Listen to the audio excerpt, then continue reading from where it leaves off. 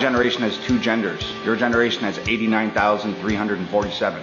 Yeah, and every time you keep complaining, we add 5 more. Come on, keep it up, face tattoos. I got some time before work. I can add to the list. Let's go. Come on, come on. I joined a Facebook group called Parents Against Critical Race Theory, and somebody in the group shared a music video that aired on Nick Jr. and said their 9-year-old daughter watched it and it made her feel like she wasn't good enough because it wasn't her skin color. And this was heartbreaking to hear as a mother. Is this the application of critical race theory through commercials? So I responded under my profile Evelyn Thomas and said my son was watching Peppa the Pig and Peppa was singing about how happy she is being a pig. And my son felt excluded because he isn't a girl or a pig or pink and doesn't have his own show on Nickelodeon. I turned it off and we watched Days of Our Lives instead. And somebody responded and said, "Good job, Mama. We have to protect our children."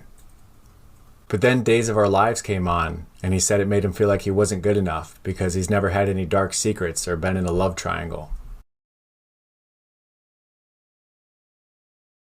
Did you even get my pizza shapes? Yeah, pretty much. Pizza snackos. Oh, Lachlan! So I'm Jewish, and I've dealt with more anti-Semitism in the last week than I have in my entire life. And the only thing that worries me about it is that it's very similar to what people were saying in the 30s before the Holocaust. And it has come to my attention that not everybody knows what the Holocaust is. So let's talk about that for a second. Back in the 1930s, there was this thing called the Great Depression, and pretty much everybody lost their jobs, the economy crashed, and one of the worst places to get hit was Germany.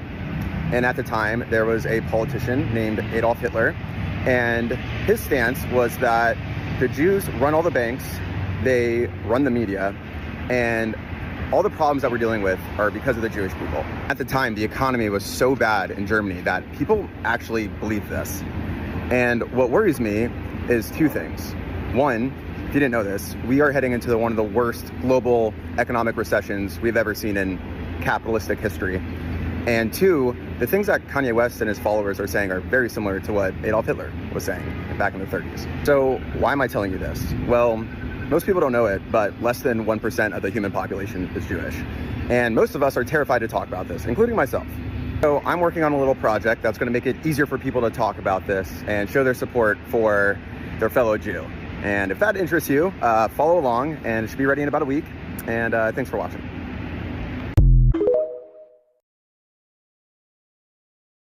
That's Teddy, and that's also Teddy. I named them all Teddy because I can't tell the difference. So I told my homegirl last night that I think I'm non-binary, right? Which I do. I believe that I'm non-binary. She was like, "Oh, that's awesome. I support you regardless, but you are a very masculine man." And I was like, "Awesome. That's dope. That's dope."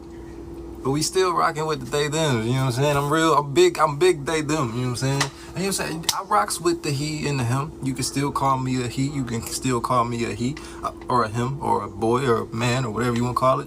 But I'm rocking with the they them. You know what I'm saying? We big they them over here. Gang. You know, sometimes I feel like it's not the media's fault that they can't display autism appropriately, because I look at my own habits and think, God, this is poorly written. Welcome to my box of shame, which is about 90 Luigi's Lemon Italian ice boxes, because that's what I've had every single day for the last 6 months. It has to be Luigi's, it has to be lemon. Every other flavor and every other company is wrong. And I eat between 6 and 18 of them a day. Yes, I have seen a doctor. Yes, I have pre-diabetes. Yes, I am concerned about that. I buy these so much that the distribution in my area of New York City has changed as a result of my buying habits, and there are now more shelves in multiple grocery stores carrying Lemon Luigi's Italian Ice because they think that product is really popular. Autism!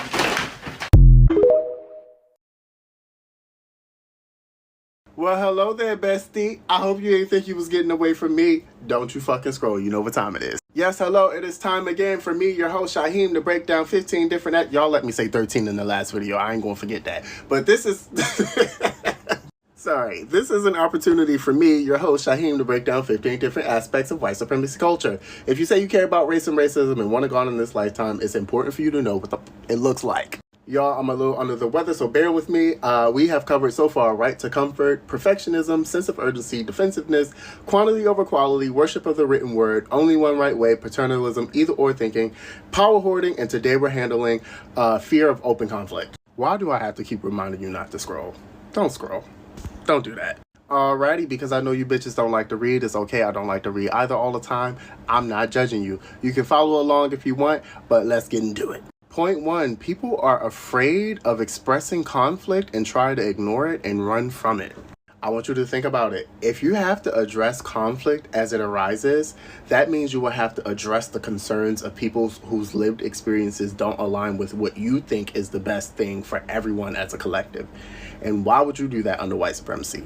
BFFR. Be fucking for real.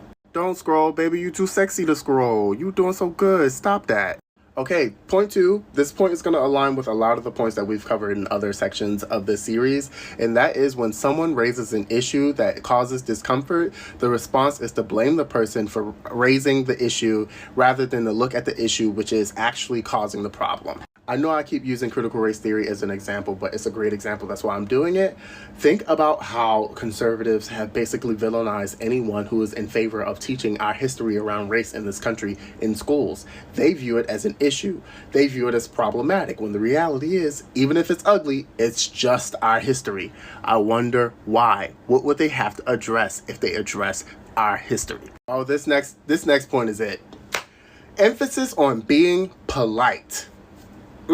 Read that one more time. Emphasis on being polite. And don't scroll. You almost at the end, I promise. This point brings us back to our very first video in this series, and it talks about the right to comfort. If you're not nice, if you're making somebody feel a little bit uncomfortable, if you're not polite, and if you are going about delivering a message in a way that is deemed rude, then it's immediately grounds for that point to be dismissed. If you ask me, this is one of the subtle ways that white supremacy has maintained power over the last couple of centuries, because if you really think about it, who is going to be polite when they are being trampled on and when their experiences, their lived experiences, are being dismissed? It's kind of fucked up if you think about it. This, again, aligns with our last point, which is equating the raising of difficult issues with being impolite, rude, or out of line. That reminds me, Thanksgiving dinner's coming up. I hope y'all have fun at that. So I just went to Ace Hardware. I was just in there to get stuff for my Halloween costume, and an employee was helping me fill out numbers for the hardware. And I looked him in the eye and had to do a whole double take. On dude's baseball cap, just casually had this. Casually. Right there. Not even hiding it. Just right fucking there. I was in shock, so I just rushed up to the counter, pretended like I was going to fill out an employee service, got his name. So I called the Ace number.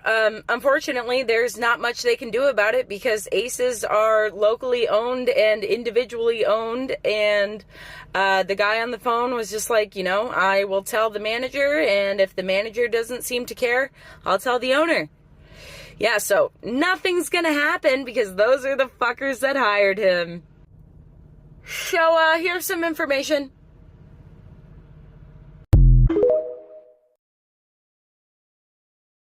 Repeat after me. All cops are bastards. All cops are bastards. All cops are bastards. All cops are bastards. All cops are bastards.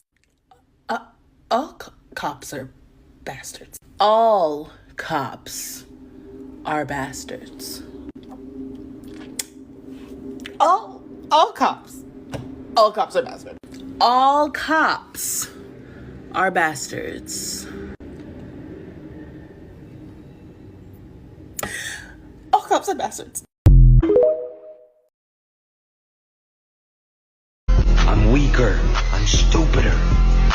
No, this is 100% true. I see this so much on this app and it's insufferable. People will always be like, punk's about being yourself, individuality, expression. But the moment you don't look the way they want you to look, they be saying your shit trash.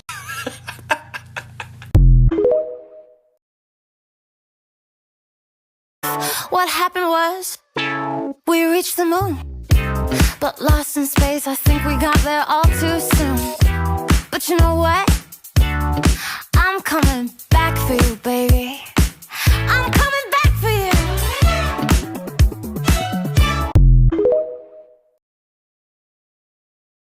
The reason we never have the raising children well conversation is because it requires people to be self-aware and I really dislike this take because it perpetuates ideas very closely related to eugenics.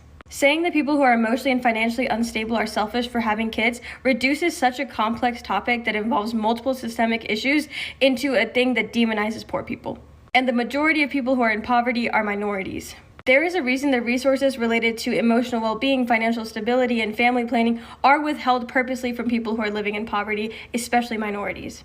More than half of the US population is one paycheck away from homelessness. So it's not very reasonable to say that people shouldn't have kids if they're not financially stable. If the people who couldn't afford to have kids, which is again primarily minorities, stopped having kids, then their culture and identities will slowly continue to be erased over time like it already has been for years. While it is true that people can have children for selfish reasons, this is a very harmful take. It is not the individuals, it is the system.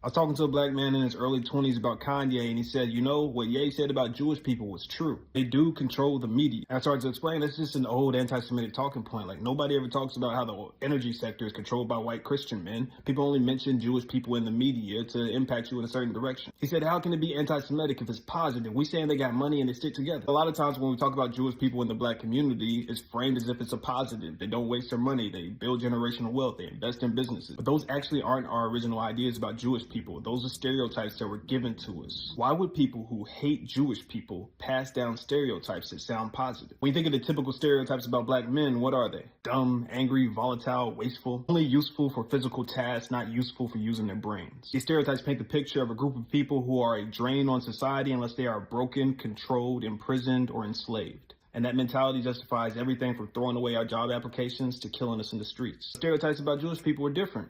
They control the media, they stick together, they keep their money to themselves. Those stereotypes paint a different picture, a picture of a group of people who can compete with, outperform, and even subjugate white people in the open market. Why were white supremacist groups walking through Charlottesville chanting Jews will not replace us? Because while black people were painted to be a drain, Jewish people are painted to be a threat. And they have very specific ideas about what to do with a threat. They just need more support for those ideas. But those stereotypes didn't come from us, and they're not meant to benefit us. They're meant to pit one group against another in support of white supremacy. Do I want the job with good salary and good benefits while being absolutely fucking miserable? Or do I want the job that's not that bad and I kind of like, but have to live in poverty? I've worked as a software engineer for the majority of my professional life, and when I tell you that my housemate, who works in both childcare and food services, contributes more actual value to society in a single week than I have in the entirety of my career to this point, I want you to know I am not being facetious. And that's the other part of this video. I think the jobs that pay the least are sometimes more tolerable because at least you can tell that you're doing something that actually matters for society. Whereas on the other end of the spectrum, people who are paid a lot very often are contributing basically nothing. And that's not a hard rule. Doctors are still paid real well. We need them, maybe some specialized tradespeople as well. But overall, who is being paid well in our economy right now? It's people working in tech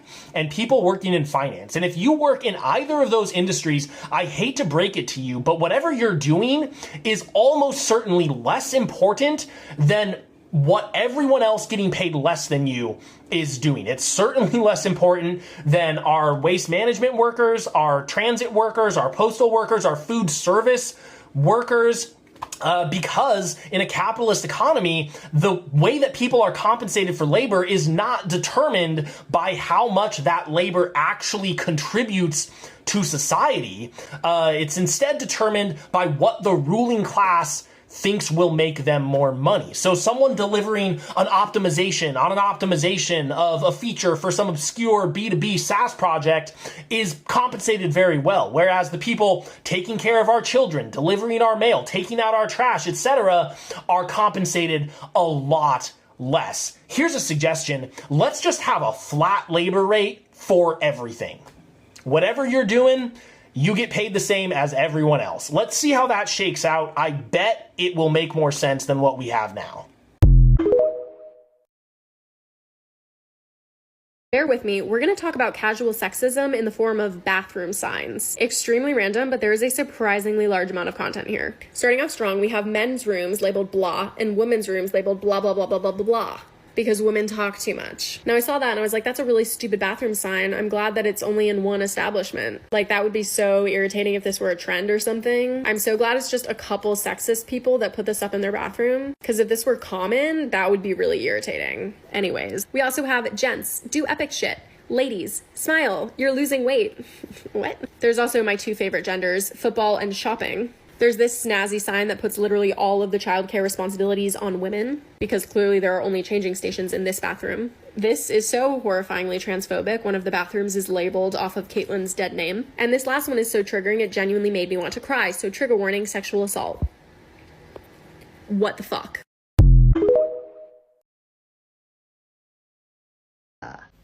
We are not saying the N-word. We're saying you. One of my favorite creators coined the term, "I'm not touching you racism," and I think that this phrase accurately describes what's happening here. And by the way, he's an excellent creator. If you want to follow him, I'll leave him tagged below. "I'm not touching you racism" is basically summed up like this. You remember that annoying person back in grade school that would go, "I'm not touching you, I'm not touching you," trying to push up against your boundaries in attempts to elicit a reaction from you? Well, that's basically what's happening here. It's the same thing as me dropping a video and then I get commenters typing the letter N at me. They're not actually saying anything racist, they're just gesturing towards it. And while it's not actually a dog whistle, because what they're doing is appealing to racism and trying to elicit the reaction that black people would normally have to anti-black racism. The question I want you to ask yourself is, who in the black community is actually mad about the Korean word for you? Probably nobody. Because the way that the internet works, I should see some actual outrage if there was any genuine concern, right? Well, there isn't. It's because it's manufactured. People have gotten together to virtue signal and make fun of how black people react to anti-black racism. I'm not saying that this particular creator is personally bigoted. The Korean word for you meme has been going on TikTok for about a year now in attempts to elicit black outrage, and she likely attempted to add context to it without knowing that nobody in the black community was actually concerned about this. What I am calling racist is this particular phenomenon, and after this video, I challenge you to check out the OG video, look in the comment sections, and see what type of behavior that this specific interaction enables. All sorts of monkey emojis, comments written in broken English and AAVE, emulating and mocking black people reacting to racism. I think that this social phenomenon is a product of a milk soup response to the era in which black people have more of a voice to speak on our experiences and the racism that we have dealt with, and that people are more likely to listen now than ever, and that this is a way for people to safely dismiss black trauma. And the insidious thing about it is that they don't even have to engage in outward racism, they can just mockingly gesture towards the racism that black people have felt. You'll see this type of behavior a lot, particularly against black creators who make black history content and how it's been erased. They'll make a video about, did you know that this invention was actually created by a black person? And in the comment section, you'll get a bunch of, oh, you guys claim you guys invented everything. And it's these types of opinions that get to fly in public spaces, and they don't break guidelines because they're not being outwardly bigoted. They're saying these things behind a veil, much in the same way dog whistles work.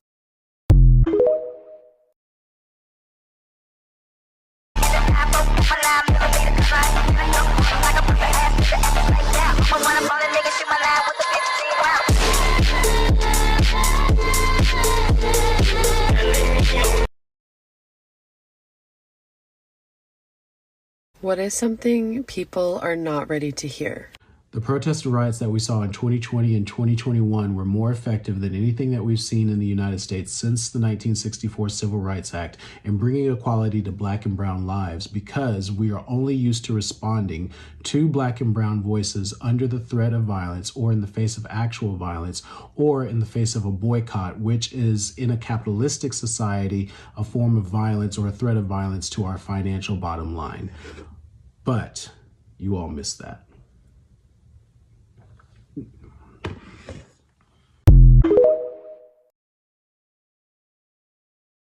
It's a dark day in Florida for transgender youth.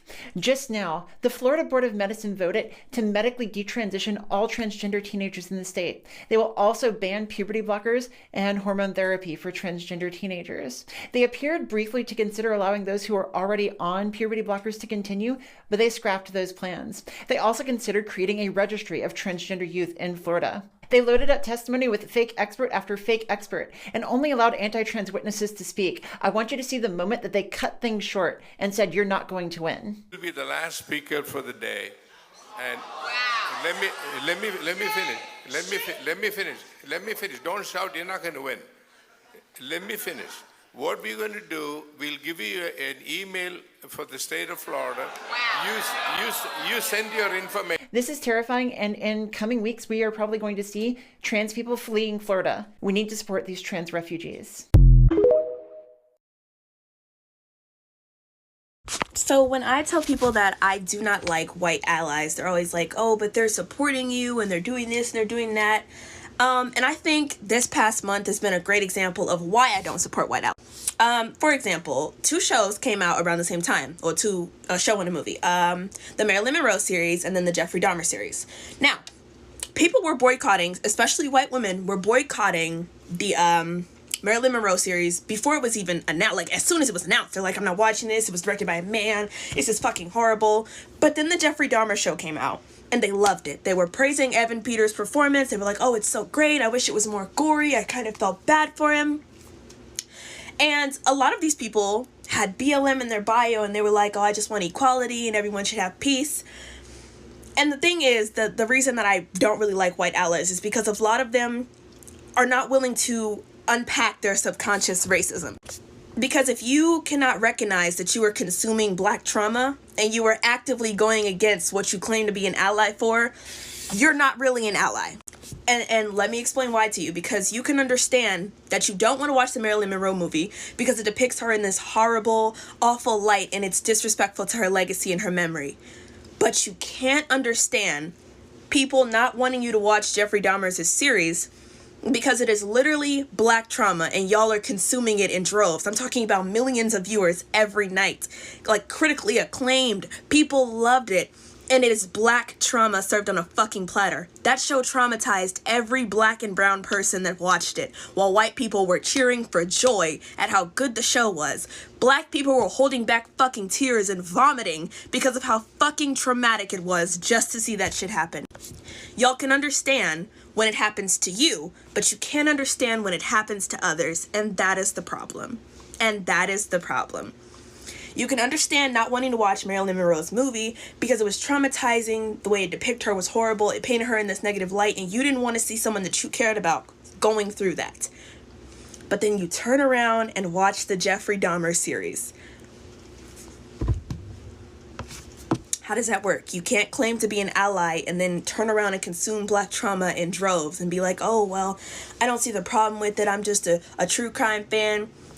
The true crime is literally black people being brutally fucking murdered, and you have no empathy. You see nothing wrong with that. I desperately need you white allies to do some soul searching and ask yourself why it is you're not comfortable seeing a white woman be brutalized, but you're more than comfortable seeing black and brown people be brutalized.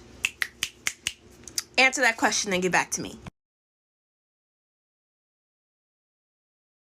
Check out these young teenagers who suddenly decide they're transgender. They immediately cut off their families. They very often drop out of school. They are very often start tattooing themselves and using drugs. And they are creating a world for themselves that is so healthy, so built around sexuality, and they lose all their hobbies. Their only hobby is being transgender. What happened was we reached the moon, but lost in space. I think we got there all too soon. But you know what? I'm coming back for you, baby. I'm coming back for you.